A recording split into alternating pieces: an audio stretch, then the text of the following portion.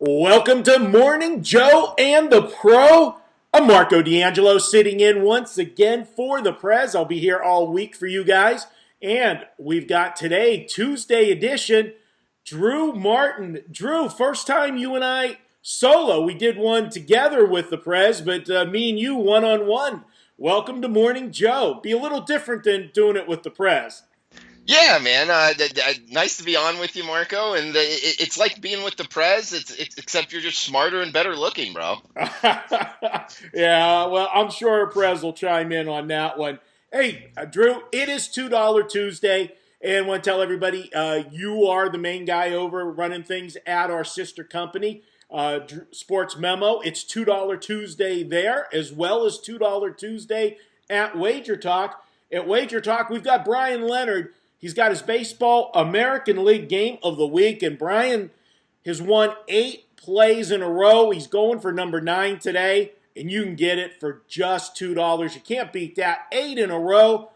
Get number 9 for $2 at Wager Talk. What do you guys got going over at Sports Memo today? Yeah, Marco. It's $2 Tuesday at sportsmemo.com. And Alex B. Smith is the featured handicapper. He's been on a heck of a run on the ice. He's actually hit 60% of his NHL totals this year, so year to date since January 1st. And his top play is a total, and it's just $2 at sportsmemo.com. So he's been good. It's $2 Tuesday. Alex B. Smith is the featured handicapper, 60% NHL totals in 2019. And also with that, if when you get his $2 play, you'll get a coupon code in the analysis for Teddy Covers 5% Virginia Auburn play, and it's in the Final Four. You get it for 60% off of that. So it's a great deal there at sportsmemo.com, and it's $2 Tuesday. So check it out. All right, same deal over at Wager Talk. We've got the crossover as well.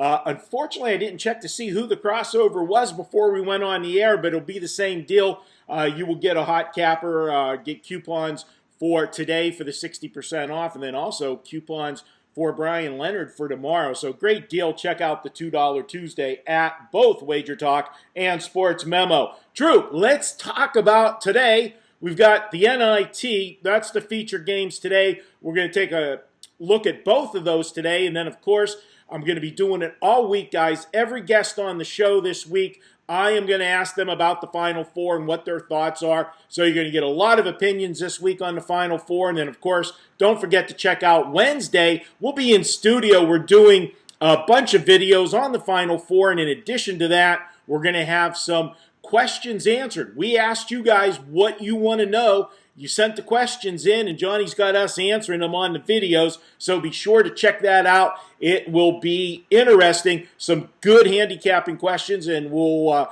dive deep in them and get the viewers some answers and help them in their handicapping. Drew, let's start tonight.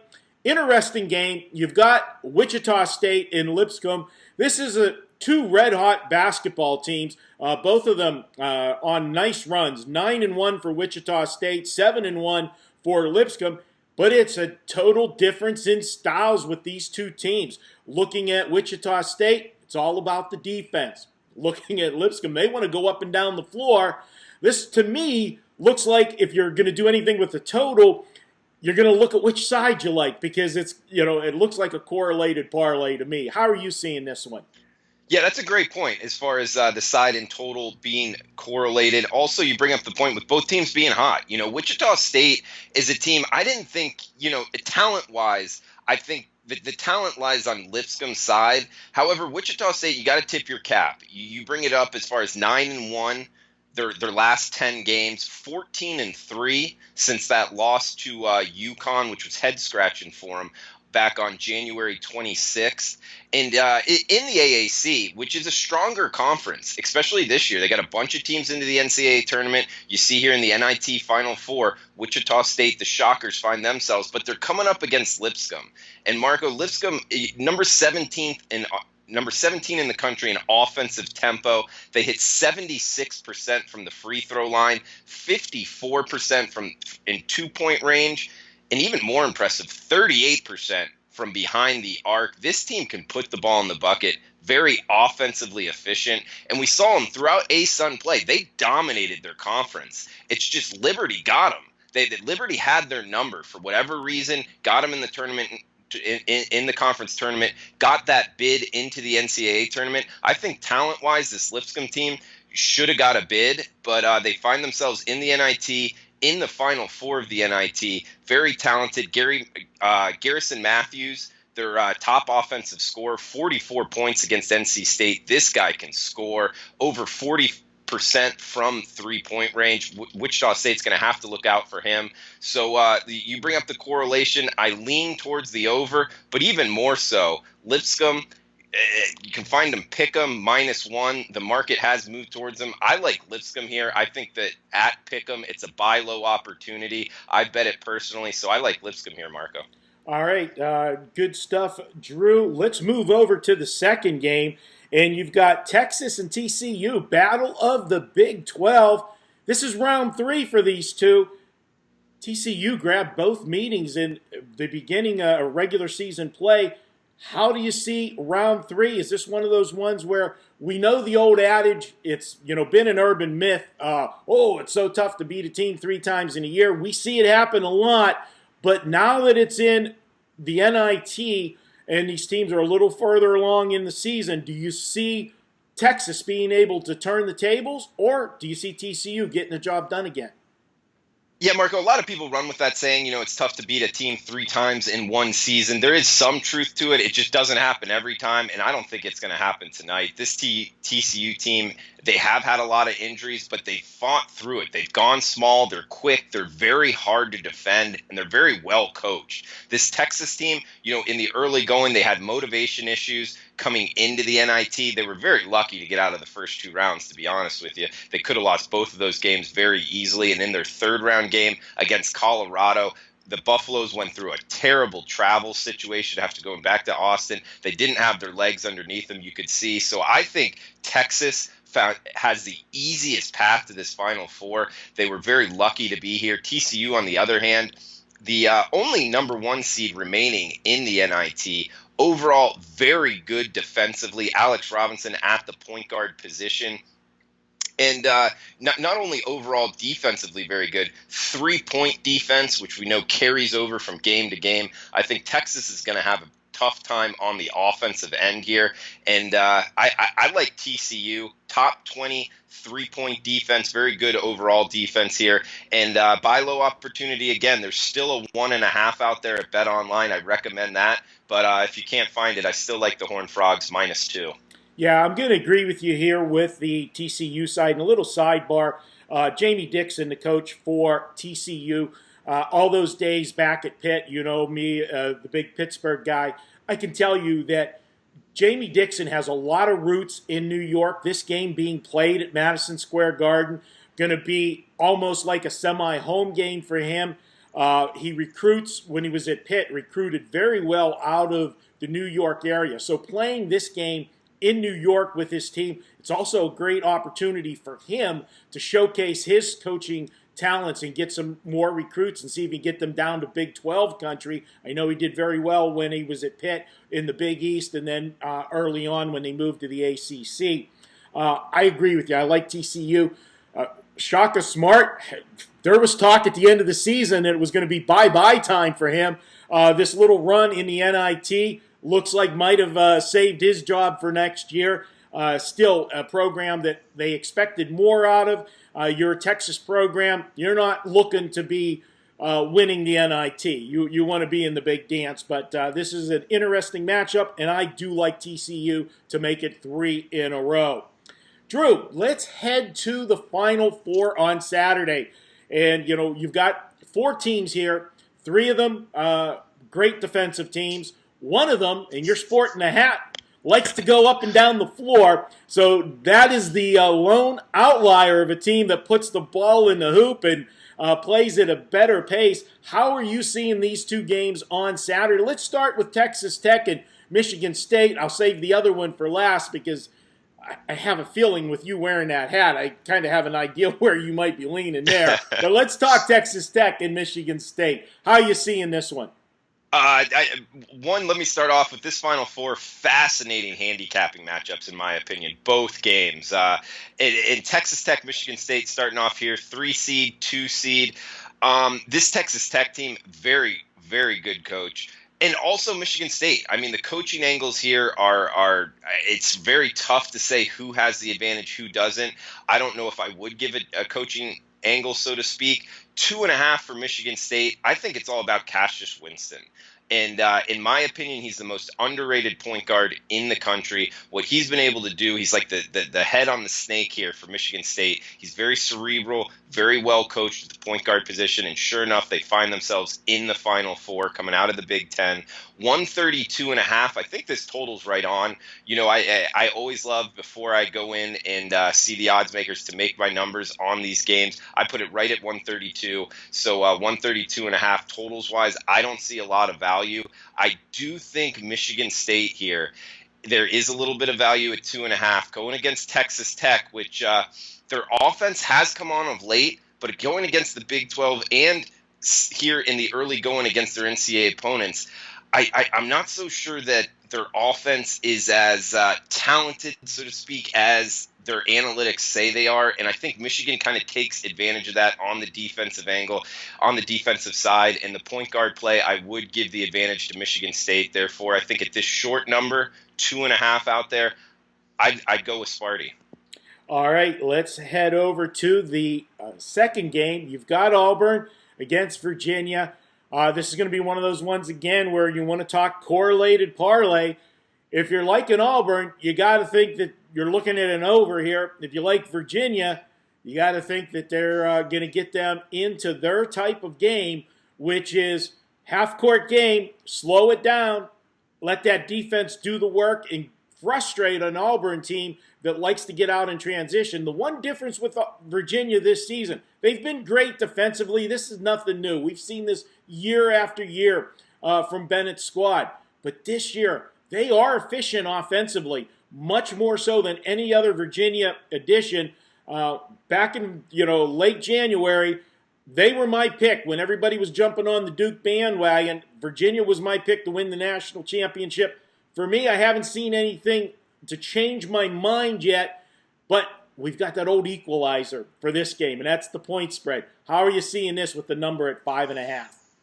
Yeah, this is an act. It's such an intriguing handicap here, Marco. I mean, and what I would look towards is Jared Harper at the point guard position for Auburn since they've gone on their run, not losing a game in March.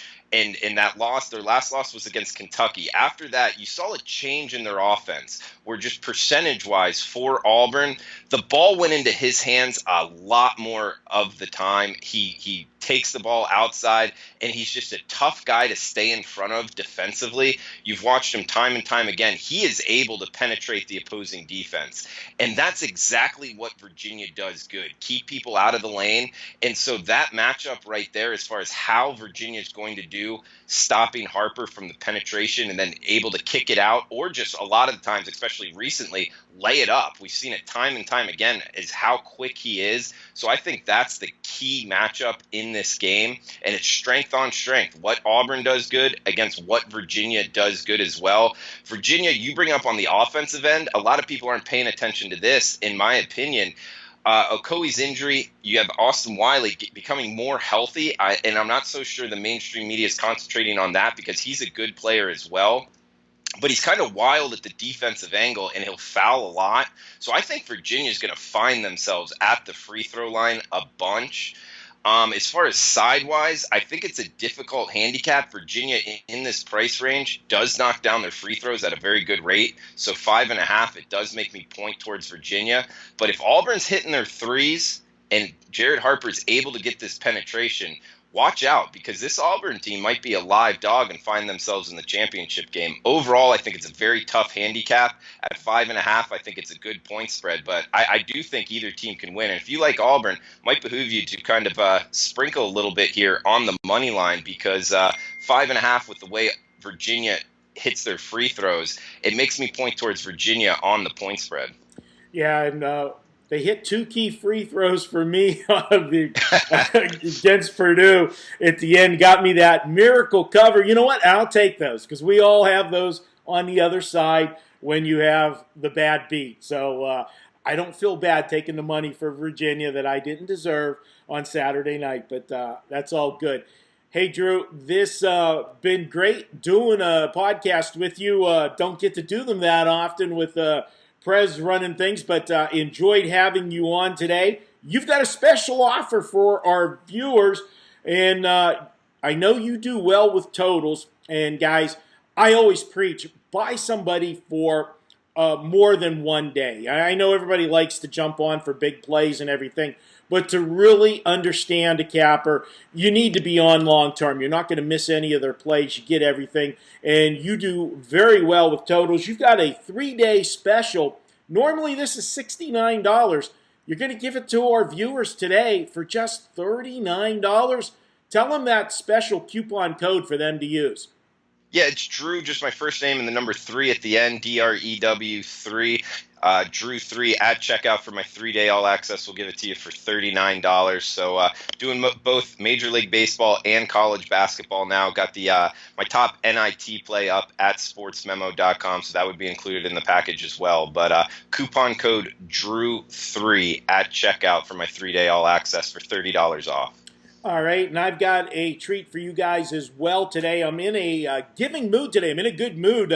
Drew, I forgot to tell you, just the reason why I gave you those windows of when we were going to do this today is I had to sandwich it around. I had my horse racing back in Pennsylvania, so I wasn't doing a podcast while we were racing. So I got to watch my horse race. We got a win today, so I'm in a good mood. I'm giving $200 off my baseball season package. Guys, we're off to a 3-0 start with baseball. And if you've been following me, baseball over the last several years, that has been my bread and butter. We've crushed baseball. Going back to May of 2017, we're now up over 120% with our baseball plays. 3-0 start to this season. And, Drew, all underdogs. I play underdogs and small favorites. It's been the key to my success in baseball. We had the Oakland A's last night. I just wish they were all that easy as the A's were last night. But if you want to get my baseball for the full season, check it out. Marco 200. Real simple. Marco and the number 200. Take $200 off the season package. Drew, it was a pleasure. Hope we get to do things again together soon. Of course, we've got to get you out here to Vegas, get you into the studios and have some, real-time videos with you when you get to Vegas next time. So be sure to let me know when you're heading to town, and we'll get you on the roster and get you in there. And then, of course, as we usually do after the videos, we'll have a few beverages and go out to eat afterwards. That sounds good, Marco, and I'll definitely take you up on that. And also want to throw out this past Saturday, I went to the Florida Derby. It was the first time I went to a horse race in a long time, just being down in Costa Rica for a while, and I thought of you. One of the best podcasts, one of my favorites starting in the business, let's see, about 5 years ago, is Gil Alexander's podcast. And you were on there one time, and you said about the Kentucky Derby, about loading the horses in, and there's an advantage because the two horses where they're not in like the same loading. Yep. I don't know what it's called. The auxiliary and I watched gate. them load. Yep. Yeah, I watched them load into the horses there in the Florida Derby, and I thought of you because I was like, oh man, if there was a horse right there, that would be an advantage. And I always thought that was a great handicapping angle, man. Drew, I didn't know you were going to. I was there. Ralph and I were at the Florida Derby Saturday. I didn't know you were there. You were there for real? Yeah, swear to God, yeah, we were there. We went down. We met Mark Lawrence, good friend of ours. We were in his private table in the Flamingo room, and we were there. Went down Thursday. We come in on the red eye Wednesday night, and we flew back Sunday. We were I wish I would have known. We went to after the Derby. We went to bar right outside when you're leaving the Gulfstream Park at the upper deck, right on the corner there on Hollandale Beach Boulevard. Yeah. And we were Joe Ranieri was there as well, and we do shows with him. Damn, I didn't know. I apologize for that because we definitely would have had a good time.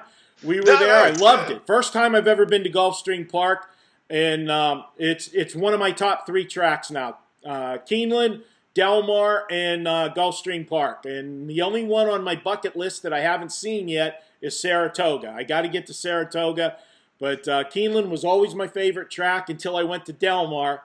Del Mar, just a totally different animal. But I'll tell you what, Gulfstream Park, it's a photo finish right now between my two favorite tracks. But I kind of got spoiled because Mark Lawrence treated us to a day that I don't know that I could ever go back to a racetrack and be a normal day. We were in the Flamingo Room. The buffet that they had for us in the Flamingo Room, we had filet, we had sea bass, we had oysters, Alaskan king crab, and split lobster tail on the buffet in the Flamingo Room. Yeah. Wow. Yeah, that's kind of just like a heck of a ruined me treat. for normal. Have a hot dog and a beer at the racetrack for future visits. But man, sorry I didn't know you were heading there. I definitely would have hooked up with you. Yeah, no, that would have been great, but it was a good time either way. I was the one having the hot dogs and the Bud Light, but it was still a fun time down with us normal people, not with the Flamingo Room. Yeah, and then Marco, Ralph and I went to a great restaurant. I had went to one in Del Mar's. First time I ever went to this restaurant. It's one of my top 5 meals of all time. And then I found one. They had one in Miami, and I told Ralph, "We're going there. I'm taking you there." I don't know if you've ever been to True Lux in downtown Miami in the financial district. Uh-huh. Go. It's one of the best meals you'll have. Love it. We were there. We did lunch on Friday. We did South Beach. It was raining in the morning. Then we drove up to Miami, and it started to clear up. We had lunch, and then we went to, is it Bayfront or Bayside Beach? One of those places, and that's where they were having the electric, out here it's the Electric Daisy Carnival, but the same type of music, the electric music, the big music festival down there, and some very interesting attire from the girls heading to that concert venue that night. It was a lot of eye candy on Miami Beach on Friday, so we had a good time, and we'll be back soon. Next time now, I know I forgot about you being there. We will hook up with you next time. Ralph's got me hooked to go into South Beach now. I like that trip. Oh, cool, man. Well, yeah, next time you head down for sure, and I'll be in Vegas soon, so definitely link up soon, Marco. But yeah, the Florida Derby was awesome, man. Great day for a horse race, and it was a lot of fun. All right, good stuff, Drew. He is Drew Martin. You can find him over at Sports Memo. Marco D'Angelo, you can find me at WagerTalk. It is $2 Tuesday, guys. Take advantage of it at both sites. And that's going to be it for the Tuesday edition of Morning Joe and the Pro. I'll be back on Wednesday. We'll have, I think Ralph Michaels is up for Wednesday tomorrow. We'll have it up for you bright and early tomorrow. Thanks, guys, for tuning in. Drew, good luck in the Final Four, buddy. Best of luck to you too, Marco.